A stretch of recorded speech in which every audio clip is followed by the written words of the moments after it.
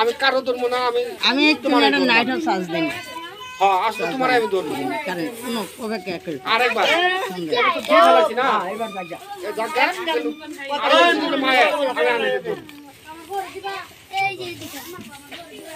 এবার এই ভাত আছে, ভাত খাবি? মুড়ি নেতা আছে, মুড়ি খাবি। আমি পাগল হয়ে পাগল অনেক কাম, আমি তো পারি না।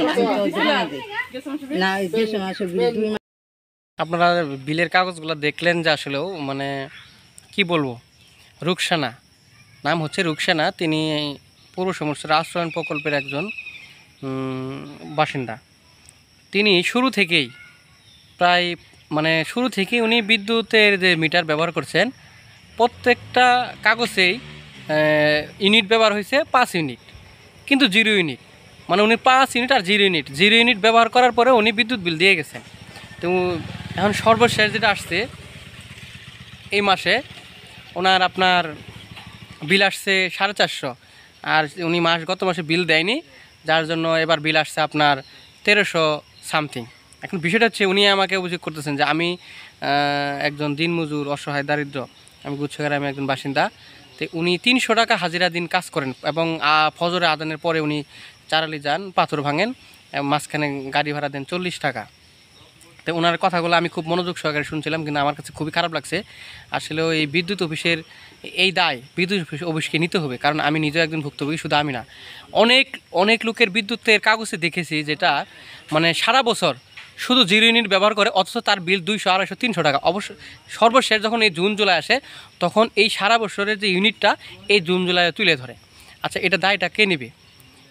এইভাবে যদি একজন গরিব মানুষকে উনি 1300 টাকা দেখেন, উনি 300 টাকা দিন হাজিরা কাজ করেন, অথচ ওনার বিদ্যুৎ বিল বর্তমানে 1300 টাকা, এবং ওনার কাছে একজনের বিল আসছে 1800 টাকা সামথিং। তাহলে এইভাবে যদি গুচ্ছগ্রামের একজন মহিলা যদি আপনার এত টাকা বিল দেয়, এত টাকা বিল দেওয়া লাগে, তাহলে কী করবে? আমি এটার ঊর্ধ্বতন কর্মকর্তা যারা আপনারা আছেন, যারা দেখতেছেন এই বিষয়টা, আমি মনে করি এই বিদ্যুৎ বিলের এই কাগজগুলো সঠিকভাবে যাতে লেখা হয়, সঠিকভাবে যাতে বিলগুলো আসে। কারণ আমরা নামে মাত্র কাগজ কলমে আমরা শুনি মাত্র যে বিদ্যুৎ বিল 4 টাকা 5 টাকা, কিন্তু না, বিদ্যুৎ বিলগুলো অ্যাকচুয়ালি 10 টাকা 12 টাকা 25 টাকা 30 টাকা 50 টাকা ইউনিটে পড়তেছে। কারণ একটা মহিলা মাত্র 5 ইউনিট বিল, 5 ইউনিট বিদ্যুৎ পুরে উনি বিল দিতেছেন 250 টাকা 280 টাকা, তাহলে কত টাকা ইউনিট পড়ে? তাই আমি সংশ্লিষ্ট ব্যক্তিবর্গ থেকে শুরু করে এলাকার স্থানীয় মন্ত্রণালয়ের মেম্বার, চেয়ারম্যান, উপজেলা চেয়ারম্যান, ইউনো, জেলা প্রশাসক, ডিসি স্যার, এবং আমাদের মাননীয় সাবেক কৃষিমন্ত্রী বেগম মতিয়া চৌধুরীর আমি সুদৃষ্টি কামনা করছি। সেই সাথে বিদ্যুৎ মন্ত্রী থেকে শুরু করে মাননীয় প্রধানমন্ত্রীর হস্তক্ষেপ কামনা করছি। নচেত বর্তমানে এই বিদ্যুৎ খাতটা এমন অবস্থায় দাঁড়াইছে যে মানুষকে ভোগান্তি, এক সময় এটা যদি বড় ধরনের আকার নেয়, তাহলে কিন্তু একটা বড় ধরনের আমি মনে করি হবে। তাই আমি সংশ্লিষ্ট সকল ব্যক্তির কাছে অনুরোধ, এই বিষয়টা একটু নজর দিয়ে দেখে সমস্যার সমাধান করবেন ইনশাআল্লাহ। ধন্যবাদ। আসসালামু আলাইকুম।